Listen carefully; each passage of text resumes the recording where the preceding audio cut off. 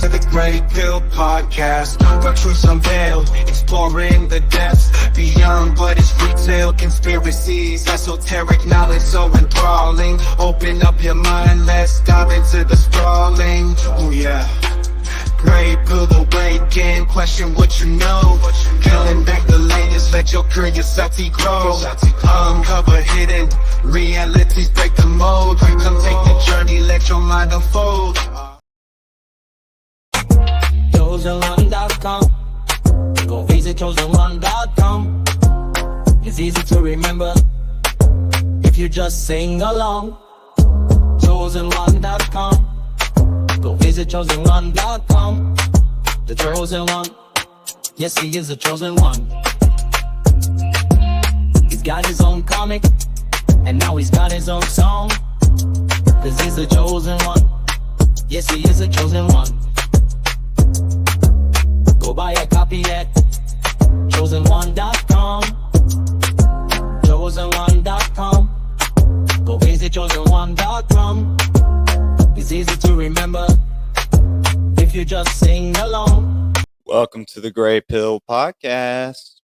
Welcome to the Grey Pill Podcast. Welcome to the Grey Pilled Podcast. Yeah, go to that chosenone.com and support my boy Juan, support my boy Thomas, paranoid motherfucking American. What's going on? It's your boy Jules. Welcome to the Grey Pill Podcast. Welcome to the Grey Pill Podcast. Love doing that. Don't have a lot going on tonight. Just going to go over this book. Well, a part of this book, a small part of this book, Unseen Forces. It's a Manly P. Hall.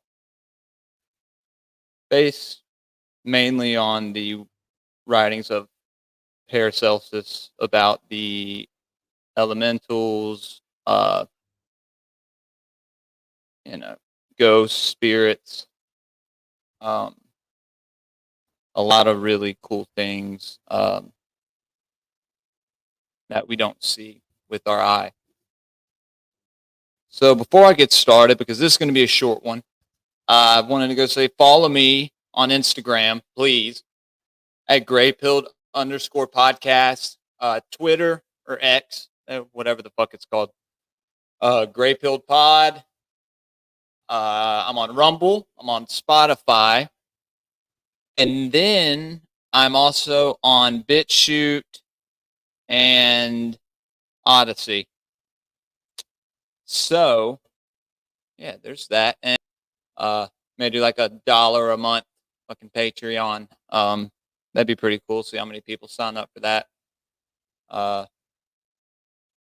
Anyway, got that out the way. Also, as well, on Saturdays, probably around, I'd say 9 to 10 o'clock, on the Reality Czars X and Rumble, and on the Grey Pilled X and YouTube, you can catch me, Nate from Reality Czars, and our boy Cody from Oddfellows brand, doing Schizo News Network, which is our version of the real news, since we don't get it anywhere else,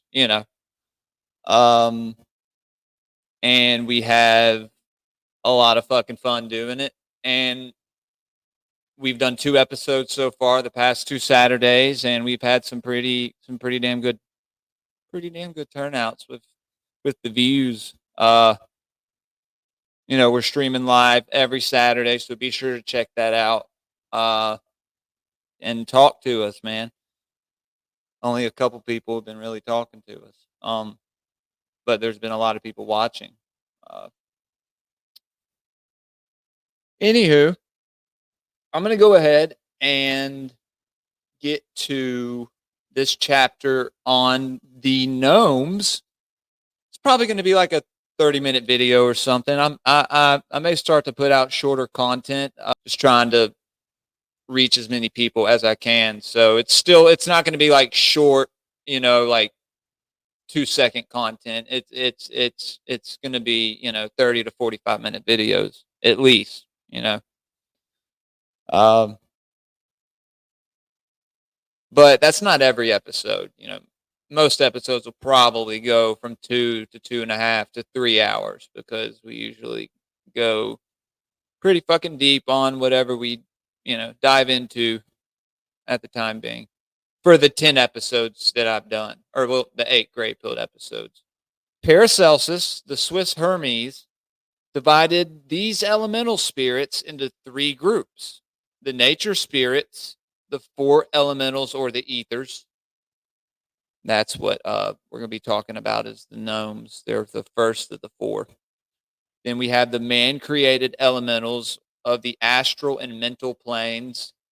That'll be further down the line. I'm going to go through this whole book, but I'm going to start off slowly, taking a little break from the symbolism of the animals. I went through the whole book, and I basically outlined the entire book. I just have to put it on paper.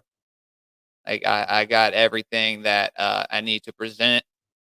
So probably do a couple more of those episodes here in a few weeks. But this is what I wanted to do tonight. So, but anyway, let me repeat. Paracelsus, the Swiss Hermes, divided these elemental spirits into 3 groups: the nature spirits, the 4 elementals or ethers, the man-created elementals of the astral and mental planes, and the dweller on the threshold, the individual element. Which we're going to dive deep into that, very, very deep into that. So the 4 elements are under the rule of the lords of form, or the 4-headed cherubim, which stood at the gates of Eden and knelt upon the mercy seat of the Ark of the Covenant. It represents, the 4 beasts of the apocalypse, the 4 aspects of the Assyrian Sphinx and the Babylonian man bull. And then Paracelsus divides the nature spirits into 4 classes: the gnomes, which are the earth spirits; the undines, which are the water spirits; the salamanders, which are the fire spirits; and the sylphs, which are the wind spirits, which I think can also be determined as wind demons, but that's a whole different subject. So the gnomes, also known as trixies, hobgoblins, elves, forest men, brownies, dwarves, little old men of the rocks, and many other names. They're the most dense of the nature spirits and more subject to the laws of mortality. They live in the element of earth and work among the rocks, trees, and the flowers. They are dwarf-like in stature, large heads, and a waddling gait, garments growing as an integral part of them. So as they get larger, as they get older, their clothes grow with them. This goes to them being of a different, ether or different dimension, which I think this shit is fascinating. So they grow along with their clothes. So do all their clothes grow? That's pretty interesting. Does all of them grow? Uh, how big do gnomes get?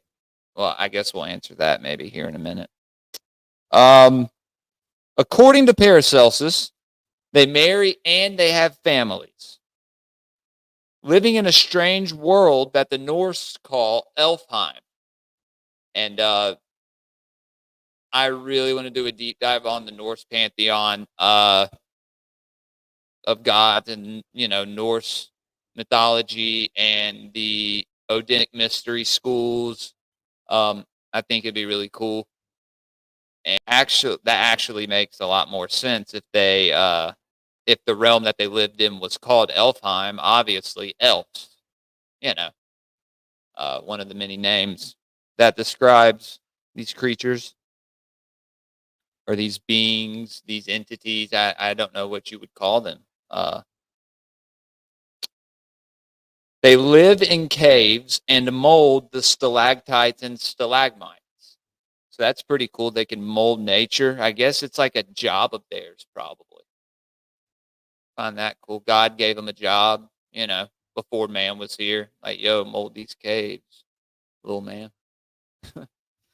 um, they were often seen by children who remained clairvoyant until the age of 7. Yeah, that lines up with, experiences children have. When children experience past life events, it's usually when they're very young, probably mostly before 7. So that may that that may tie into something there. You never know. They are sometimes seen storing up provisions for the winter and have charge of the molding and forming of the earth. That was all already established in the caves and with the stalagmites and whatnot, molding them. So they can uh so that is why they are known as the earth spirits. They work closest with the earth. That's it'll kind of explain that a little more. So the wiser gnomes, they have charge of, or they take charge of all the solids, bones, and other tissues of the human body, working with them and restoring them. No broken bones would be mended if not for the gnomes. Now that's some weird shit. That's where you go, they can probably manifest physically, and that's how we would see them as little small men, but in an etheric realm where they're essentially their light bodies are existing. Are they still real short? Well, it says they vary in size, so some of them may be big. So are giants just big gnomes? Or let's get a little more into it.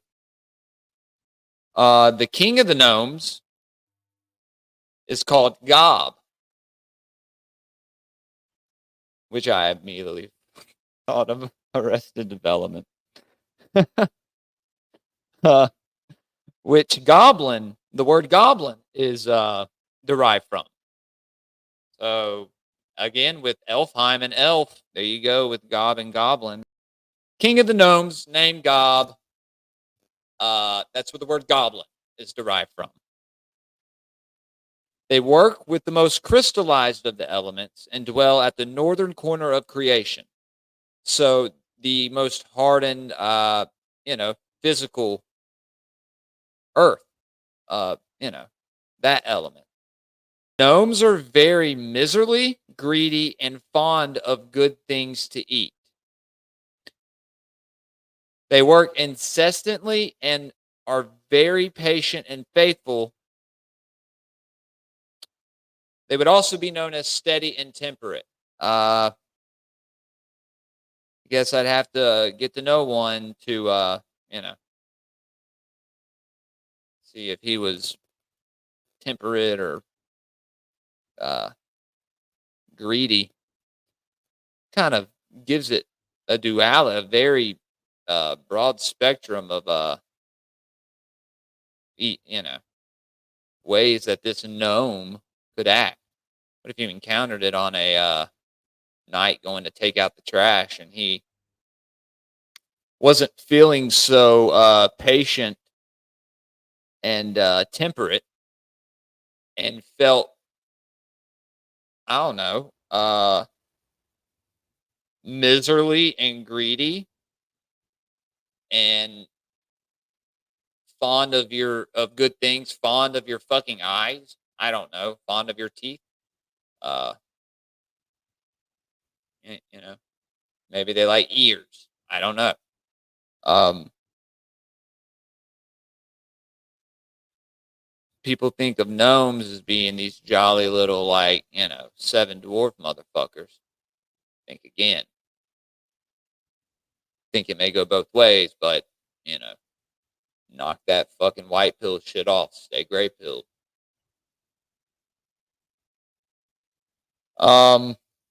So they play a great part in the development of man, working intuitively through the elements with the mentality much inferior to ours.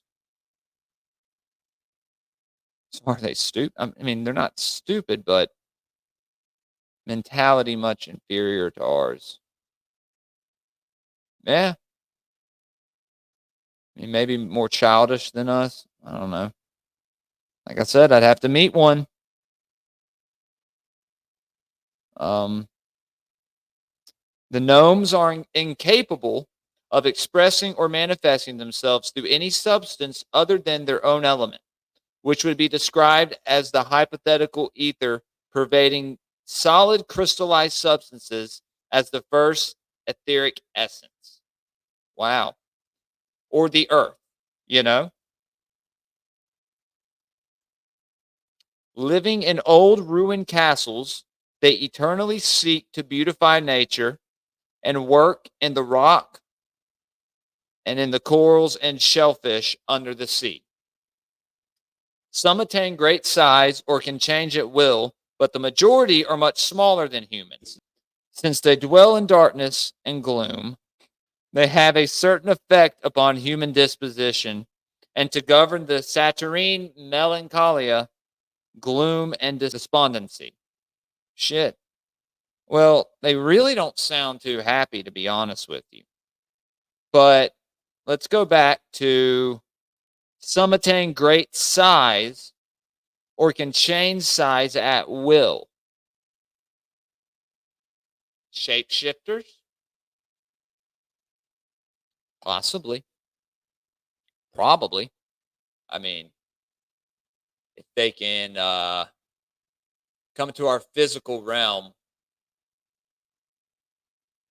from an etheric realm, or are these things just, you know, like Nephilim shape shifting gnomes, you know? They're definitely important to the earth though. So, you know, they've been around a lot longer than us. The earth can probably can't live without them, but it probably can live without us. So I'd say they have a better chance of outliving us in the long run. I'll talk about the salamanders too, the fire salamanders. So the second are the salamanders or the fire spirits. Now, I have another book by Manly P. Hall. I'm trying to think of what it's called. It has a picture of these fire spirits, and they look like it looks like Snarf with long hair and horns, but with the ears too. But the face looks like Snarf. It's I think I posted it on my X when I had made a post late one night. Very interesting.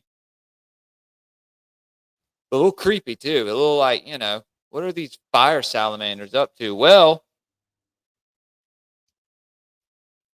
let's learn. So the ancients honored the salamanders, calling them the fire kings, because of their flaming appearance, their great strength, power, and their important part in human affairs, just like the gnomes.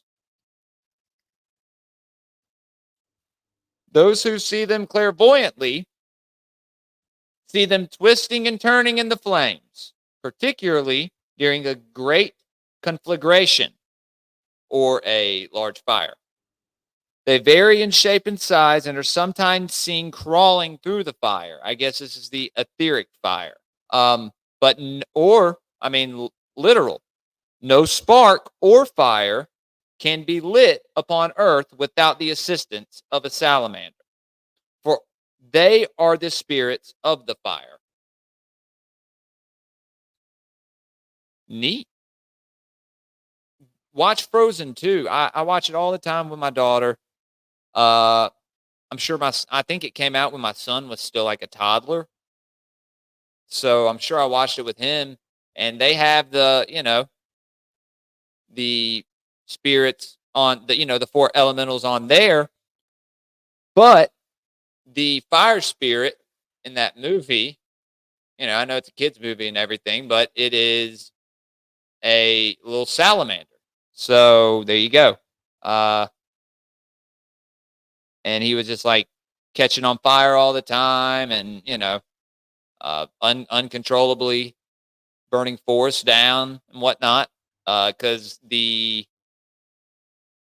elements got unbalanced by how homegirl threw a fucking fit and froze the entire country or whatever.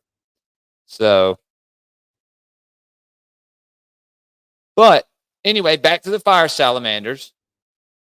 Many of the ancients believed that these salamanders were gods, claiming their great emperors were children of these fire kings. I guess this may have been in China, which goes back to dragons. I mean, a salamander, is it amphibian? Amphibian.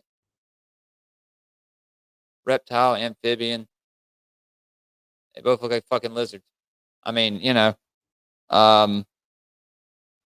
so what if these ancient, like, great dragon that once lived on this earth, or maybe still live inside this earth, perhaps, come out every now and again for a snack? What if they are these salamander fire elements that manifest into, I mean, the gnomes can shapeshift. Can these shapeshift? They have charge of the emotional essences of man and live in the third ether, which reflects the qualities of the astral plane or world of fire. It's very interesting. I'm a big fan of Twin Peaks. Shout out Isaac Weishaupt, man. Dude's a fucking legend. That's very interesting right there, because the fire walk with me, and fire reflecting the qualities of the astral plane. But I think that's interesting. So they were known to the ancients as great giants in flaming armor, who soar through their essence and are also very closely connected with every sacred group or organization that has fire upon its altar.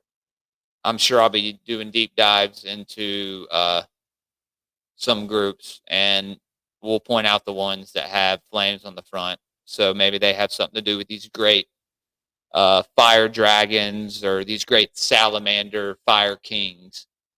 But again, known to the ancients as great giant fucking dragons in armor. There is little doubt they are identical with the flame giants of Scandinavia.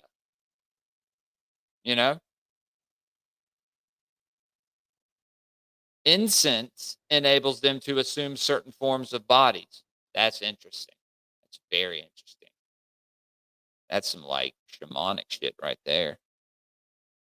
Some shape-shifting shit. So I'm getting something else out of this than before, when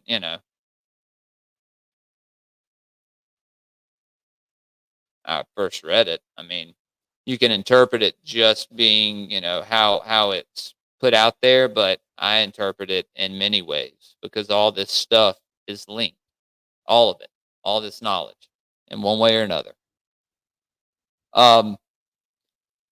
They are the strongest of elementals, so they represent our emotional essences. So the gnomes, have influence on the physical plane. These are in the third ether, it says. They share a great similarity with the Lucifer angels or the fire divas of India. These fallen angels or these fucking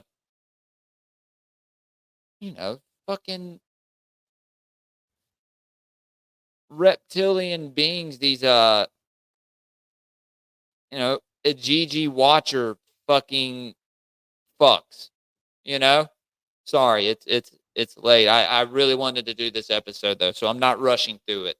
But had a very long day. But this shit is pretty cool. So I mean, I don't want to say that the Lucifer Angels and the Fire Divas of India are the same, but they're kind of one and the same right here. In volcanoes and the fire strata of the earth, they are said to have their homes and also wield their authority. Their flaming king, their flaming king, their flaming queen, Jin,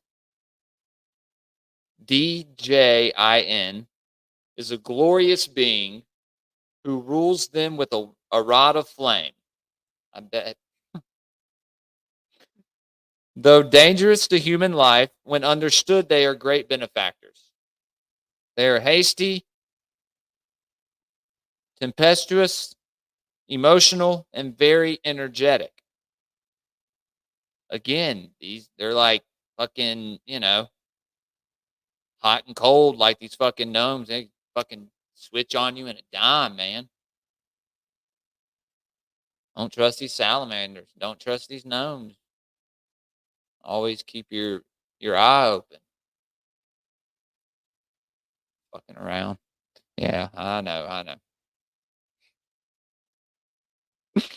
Yo, got a sound science coming next week with Thomas the Paranoid Motherfucking American. A stoner metal sound science. It's going to be fucking rad. Think I'm reviewing an Electric Wizard album, a Sleep album, and like a few more of my favorite like stoner metal, stoner rock stuff. And then me, Thomas, and Donut are doing a Memphis rap, Memphis symbolism, kind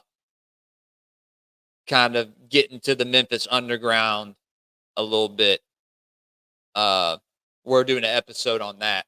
So we're doing both of those next week. And then I believe either the next week or the weekend after that, the 16th, I'm having Juan from the One on One podcast.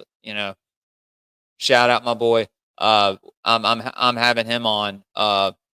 It's on a Friday night to talk about the homunculus and Paracelsus and a lot of things I have questions about. And so and I'll be doing stuff in between, Schizo News Network, all that good stuff. That's on Saturdays. Some salamanders resemble tremendous proportions and also resemble giants of prehistoric times, while others are small and barely visible to the eye.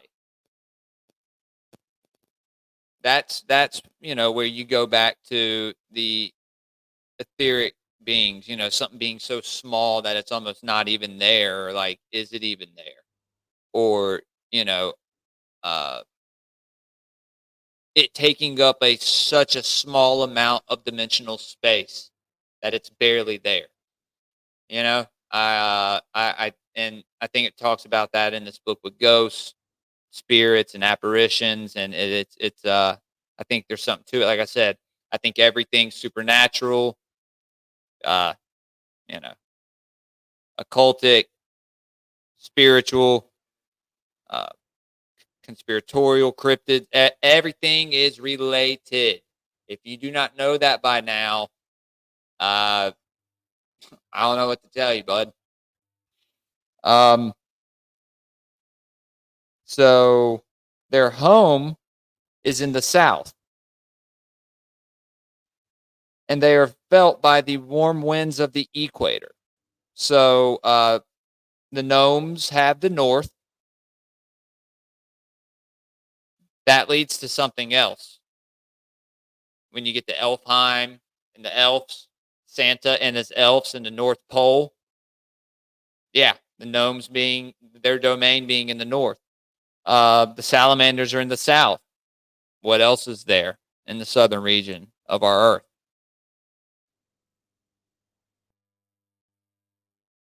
You know, if it is a globe, it's circular down there. What's in the middle? They'll never let any of us go down there unless we fucking all, you know, make way down there on a fucking caravan of 100,000. They probably nuke us all anyway, but you know, it'd be worth a shot to get to see the ice wall or to get to see the fucking, you know, inner earth Nazis and the fucking reptilians and all the crazy shit that's said to be inside Hollow Earth. You know, it's something we're going to be getting into a lot here on Gray Pilled. You know, Welcome to the Gray Pill Podcast. welcome to the Gray Pill Podcast. Welcome to the Gray Pilled Podcast. So, if permitted to become the controlling power in life, the salamanders working confer upon all whom they influence tempestuous natures, fiery temperaments, and uncontrollable passions. There we go with, you know, it controlling our emotional essences and living in the third ether.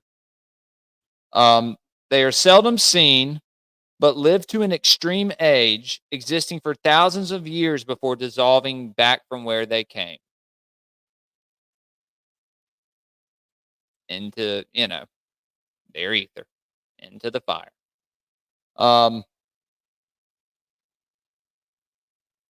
Yeah, man. So that's the fire salamanders and the gnomes. I enjoyed reading this part. The next I'm gonna do the undines, you know, the fucking mermaids and the sylphs, the air spirits.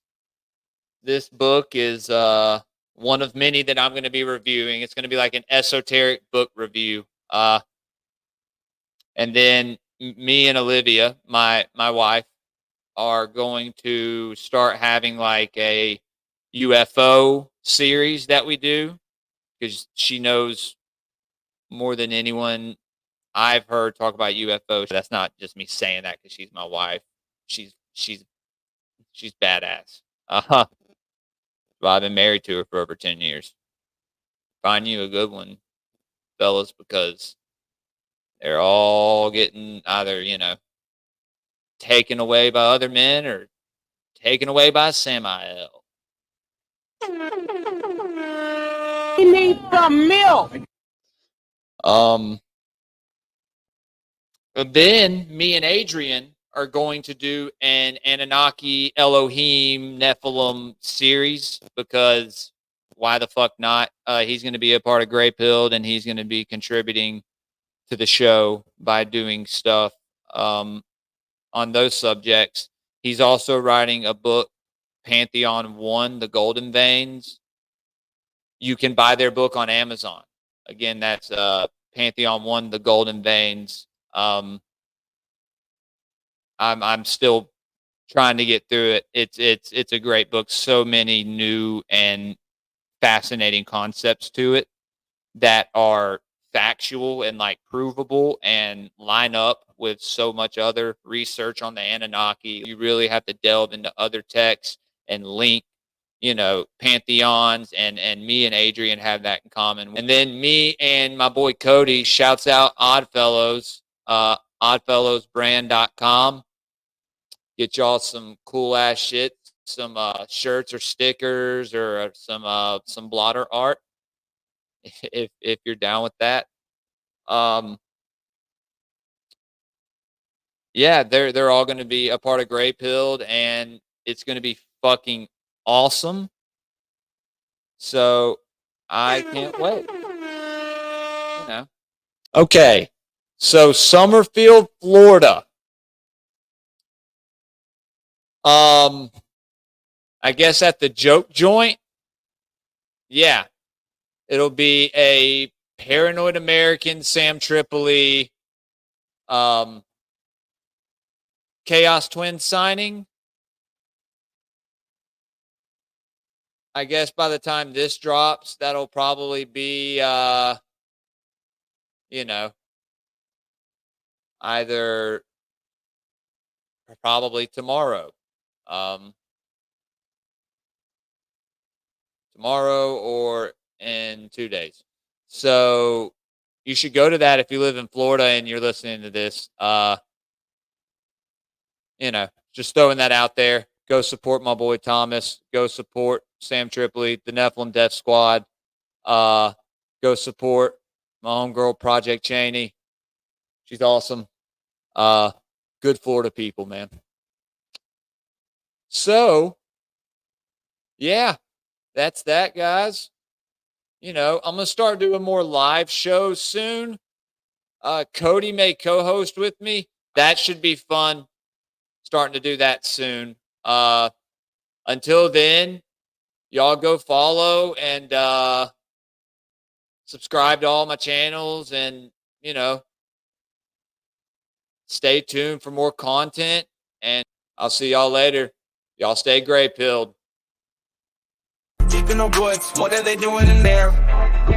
Bohemian Grove, cremation of care.